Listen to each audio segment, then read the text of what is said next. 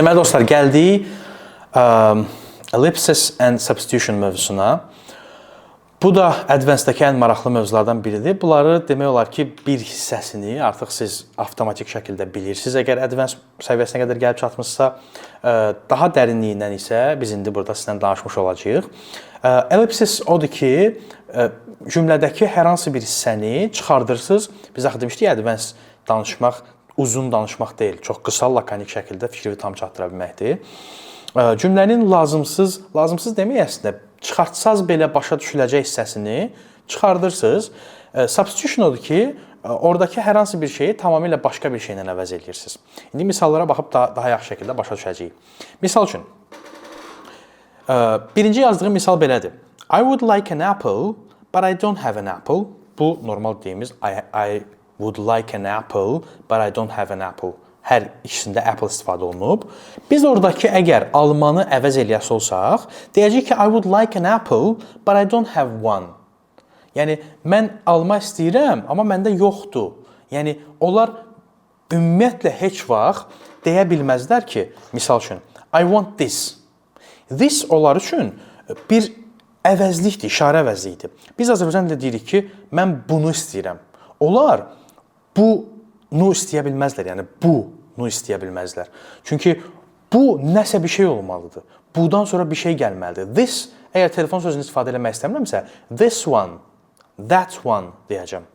Yəni, bu şeyi, o şeyi istəyirəm. Bu bir şeyi, o bir şeyi istəyirəm. Başa düşdünüz? Ya da ki, mütləq deməliyəm ki, this phone or that phone. Yəni, bu telefon ya da ki, o telefon deyə normal onu təyin eləməliyəm ki, nədir. Bəzi cümlələrdə isə feilləri çıxarda bilirik, bəzi cümlələrdə isə cümlənin müəyyən bir hissəsini çıxardırıq. Yenə də cümlə öz mənasında qalır və tam şəkildə başa düşülür. Burada isə misala baxası olsaq, she wanted to go to the party, but she didn't go to the party.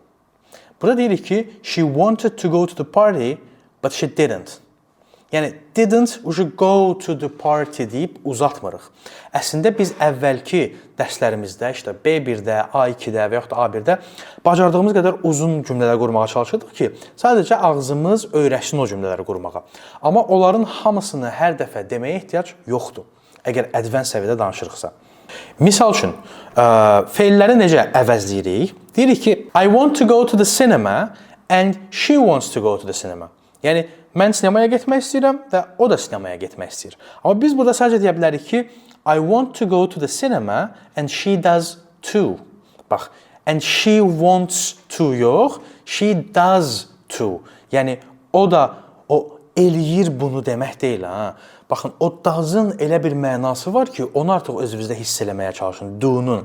Məsələn, onlar yes, I do deyəndə, hə, mən eləyirəm demək deyil. Məsələn, do you love me? Yes, I do. Yəni, yes, I, o do artıq oradakı love-ı birbaşa əvəz eləyir və onun nə demək istədiyini tam şəkildə ifadə eləyə bilir.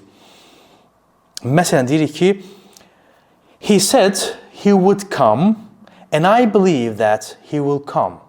O dedi ki, o gələcək və mən inanıram ki, o gələcək. Biz onu əvəz eləyəndə deyirik ki, he said he would come and I believe that he will. Yəni, o eləyəcək, o gələcək, will deyəndə artıq avtomatik siz o gələcək sözünü demiş olursunuz.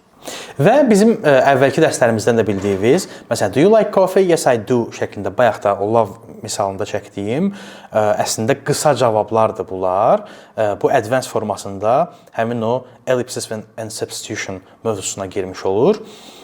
Burada, məsəl üçün, deyirik ki, I need a pen, do you have one? I need a pen, do you have one? Demirik ki, I need a pen, do you have pen? I need a pen, do you have one? Yəni, mənə qələm lazımdır, səndə bir dənəsi var kimi başa düşə bilərsiniz. Məsələn, deyirik ki, she sings well and he does too. Yəni, o yaxşı oxuyur, elə bu da yaxşı oxuyur. Yəni, bu da o kişi cinsi və qadın cinsi fərqləri var təbii ki. Yəni, bu qadın da yaxşı oxuyur, o kişi də həmçinin şəklində cümlənin bir hissəsini atmış oluruq. Belə, sadə mövzudur, amma çox faydası olan və cümlələrimizi daha lakonik şəkildə ifadə edə biləcəyimiz bir mövzudur. Növbəti dərsdə görüşərik, çoxlu praktikalar eləyin, özünüzə yaxşı baxın, sağ olun.